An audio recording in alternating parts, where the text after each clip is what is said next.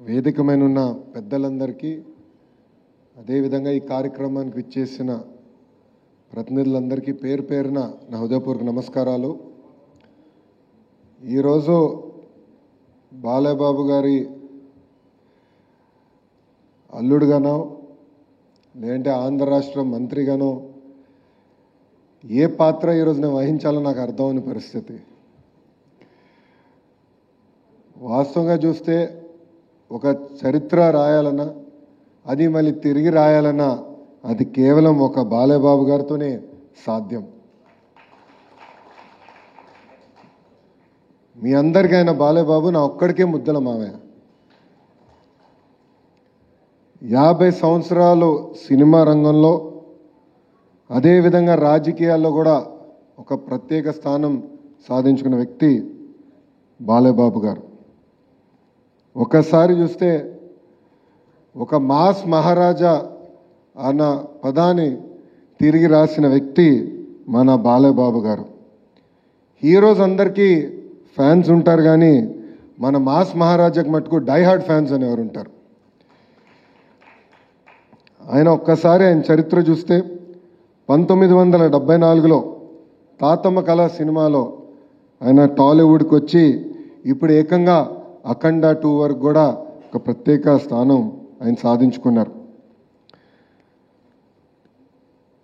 అందరికీ వయసు పెరుగుతుంది, కానీ బాలయ్యబాబు గారు మటుకు ఎప్పుడు ఒక యంగ్స్టర్గానే ఉంటారు.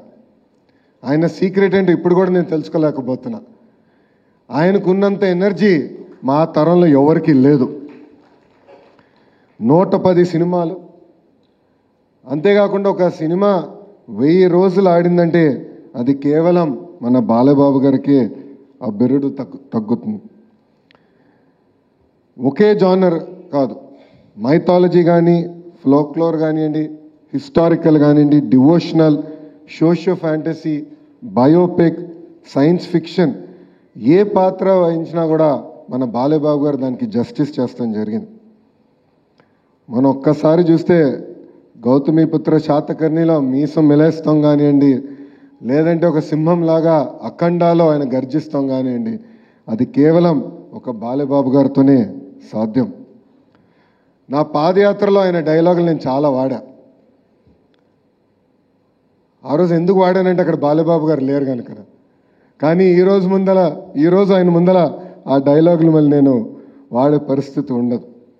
బాలయ్యబాబు గారు ఏంటంటే ఒక ప్రొడ్యూసర్ కానివ్వండి, ఒక డైరెక్టర్కి ఒక డ్రీమ్ యాక్టర్.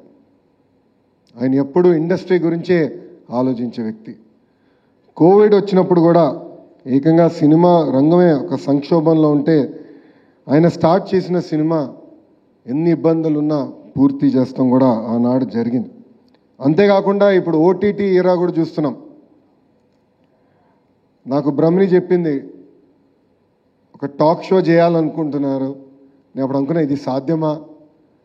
మాస్ మహారాజా ఒక టాక్ షో చేయగలుగుతారా, అది సాధ్యమా అని అనుకున్నా. కానీ మనందరం చూసాం ఆ అన్స్టాపబుల్ టాక్ షో ఏకంగా ఆ ఓటీటీ ప్లాట్ఫామ్లో నంబర్ 1 స్థానం కూడా సాధిస్తాం జరిగింది. బాలయ్యబాబు గారు ఒక బోలా శంకరుడు. మనసులో ఏమున్నా ముఖమైన సూటిగా చెప్పే వ్యక్తి, ఎప్పుడు ఏమీ దాచుకోరు. అందుకే సినిమా ఇండస్ట్రీ మొత్తం ఆయనతో నిలబడుతుంది.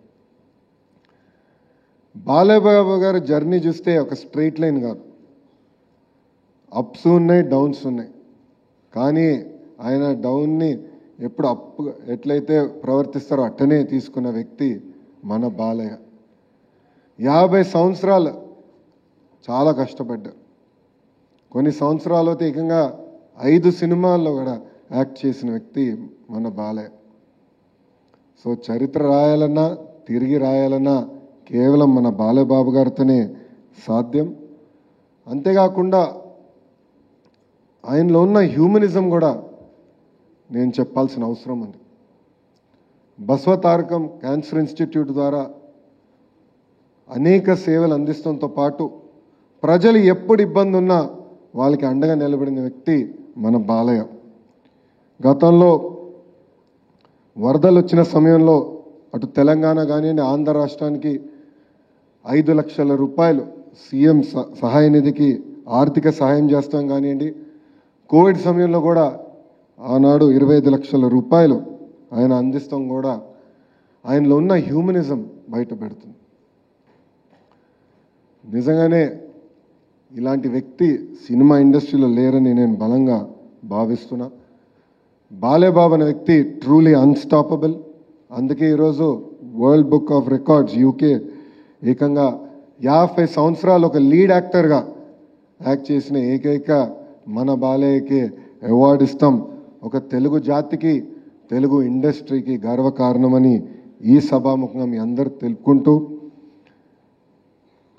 నాకు ఇంత అద్భుతమైన అవకాశం ఇచ్చిన ఆర్గనైజర్స్కి, నా ఒక్కడికే ముద్దల మావయ్యగా ఉన్న బాలబాబు గారికి నా హృదయపూర్వక ధన్యవాదాలు తెలుపుకుంటూ మీ అందరి దగ్గర నుంచి సెలవు తీసుకుంటున్నా.